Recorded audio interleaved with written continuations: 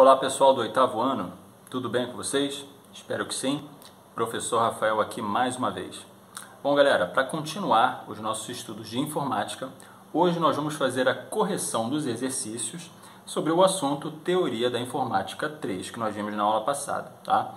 Vamos corrigir os exercícios, que tinham ficado da aula passada, e depois que a gente concluir a correção desses exercícios, nós vamos fazer algumas atividades extras, ou seja, eu preparei algumas perguntas adicionais sobre esse mesmo assunto, para a gente poder se aprofundar um pouquinho mais e dar uma olhadinha em alguns outros detalhes sobre esse assunto, tá? Mas primeiro vamos fazer a correção do que tinha ficado. Depois é que a gente vai para essas atividades extras, que eu preparei para hoje e cuja correção vai ser imediata, tá? Esse não vai ficar para casa. À medida que nós formos lendo as perguntas ali, os itens, você vai pausando o vídeo aí, vai pensar na resposta, vai dar a resposta e aí é só prosseguir, dar o play novamente no vídeo para poder pegar a correção, tá? Vamos lá então? Então, começando pela correção que tinha ficado já da aula passada. Vamos lá, número 1. O que significa a sigla CPU? É uma sigla que vem do inglês, Significa, Central Processing Unit, ou, numa tradução, Unidade de Processamento Central. Número 2. Quais as principais funções do processador? Eu tentei dar uma resposta mais resumida, Vamos lá. Sobre as funções do processador, São 3, basicamente.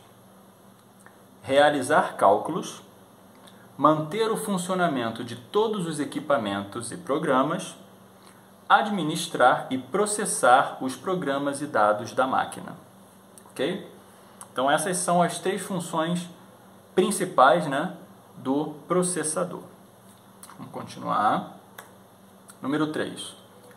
Além de ser peça fundamental para o computador, quais outros dispositivos também precisam do processador para seu funcionamento? Celulares, videogames, tablets, ok? Vamos lá. Número 4. Quais as principais marcas de processadores do mercado que nós vimos na aula passada, durante o estudo desse assunto? Intel, Cyrix e AMD. Número 5. Qual a diferença entre o processador do computador e o de outros dispositivos? Vamos lá. O processador do computador é alimentado diretamente da rede. Já o processador de outros dispositivos é alimentado à bateria, possibilitando bons desempenhos com excelente economia de energia. Ok? Vamos lá. Número 6. Tanto um videogame quanto um computador rodando um jogo são basicamente constituídos por quais elementos?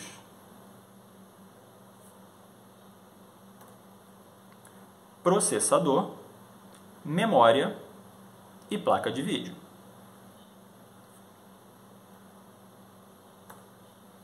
Número 7. O que o processador faz no videogame?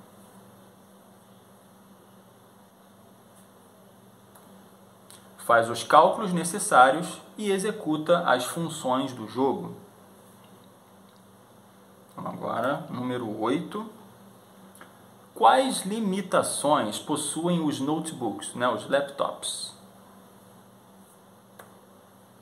Espaço físico, temperatura, energia elétrica, frequências, entre outras limitações. Essas são as principais, Vamos lá. Número 9. E no que essas limitações do notebook resultam em seu funcionamento? Velocidades mais baixas, menor quantidade de processadores auxiliares, memória mais lenta, preenchimento de texturas reduzido, entre outros fatores que atrapalham aí o bom desempenho da máquina. Muito bem. Esse foi o final da correção dos exercícios que já tinham ficado.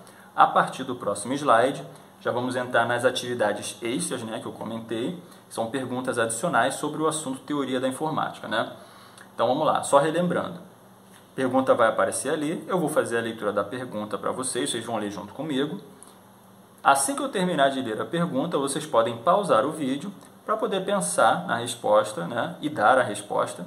E aí depois é só dar o play novamente e prosseguir com o vídeo para pegar a correção, porque essa correção vai ser imediata, certo? Então vamos lá.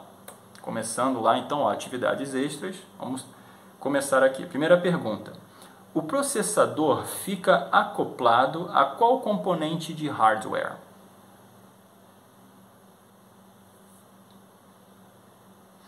Pausa o vídeo, pensa, responde, aí depois só prosseguir, tá? Aqui vai ser mais dinâmico, né? Claro, né? Para eu não ficar aqui parado olhando assim, né? Então vamos lá. Resposta: a placa-mãe. O processador, né, fica acoplado à placa-mãe. Ok? Vamos lá. Próxima pergunta. Na verdade, um complete, né? Então, ó, o processador se comunica com outros pontinho, pontinho, e pontinho, pontinho, que são encaixadas nas pontinho, pontinho, slots, ou seja, conectores da pontinho, pontinho de novo. Então são 4 itens aí para completar. Pausa aí, pensa um pouquinho, vamos lá. Corrigindo. E aí vai ficar assim. O processador se comunica com outros circuitos e placas que são encaixadas nas fendas, os slots, ou seja, conectores da placa-mãe. Ok? Vamos lá. Próximo item. Como se chama o caminho pelo qual se dá a comunicação entre o processador e outros circuitos e placas?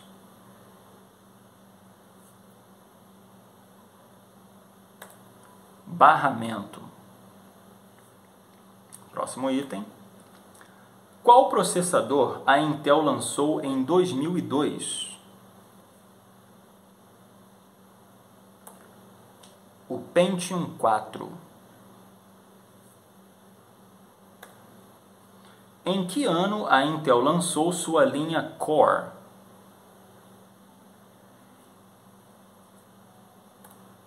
Em 2006.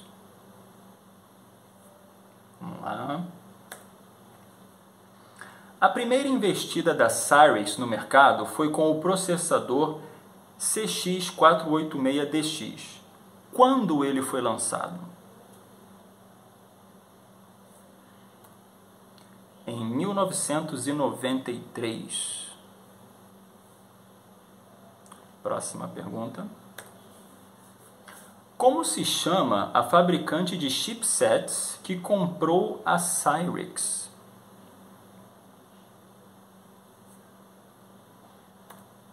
VIA Technologies. Vamos lá, próximo item. A AMD começou produzindo clones dos processadores 386 e 486, similares aos da Intel. Qual era a vantagem dos modelos da AMD? Eram mais baratos. E aqui essa é a última. No videogame, o processador faz os cálculos necessários e executa as funções do jogo. O que fazem a memória e a placa de vídeo?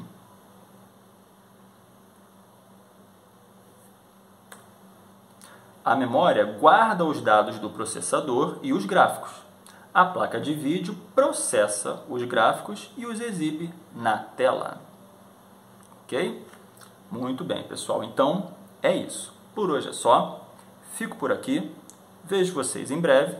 E lembrem-se, lave suas mãos, use máscara, fique seguro, fique segura. Tchau, tchau, pessoal.